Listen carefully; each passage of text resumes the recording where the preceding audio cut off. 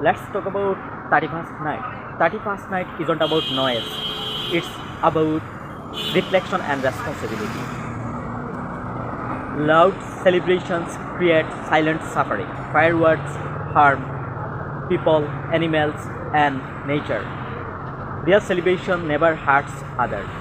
So, আজকে অনেকেই আমরা জানি 31st নাইট উদযাপন করবেন, যদিও আজকে বাংলাদেশে এটা নিষিদ্ধ আছে। তো তারপরেও যদি কেউ করে থাকেন, দয়া করে আতশবাজির শব্দে শহরটা দূষিত করবেন না, এবং আপনাদের এই আতশবাজির শব্দের কারণে যাতে পরিবেশ দূষিত না হয়, শিশু থেকে বৃদ্ধ সবার যাতে ঘুমের ব্যাঘাত না ঘটে, এছাড়া যারা হৃদরোগে আক্রান্ত তাদের যাতে কষ্ট না হয়, এবং পশু পাখিগুলো যাতে গাছপালা ছেড়ে প্রকাশ্যে চলে না আসে এই দিকে খেয়াল রাখবেন, এবং সবাই নিরাপদে থাকবেন।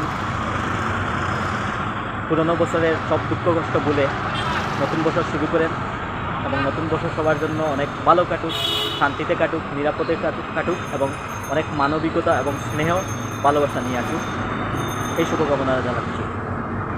ধন্যবাদ সবাইকে, ভালো থাকবেন।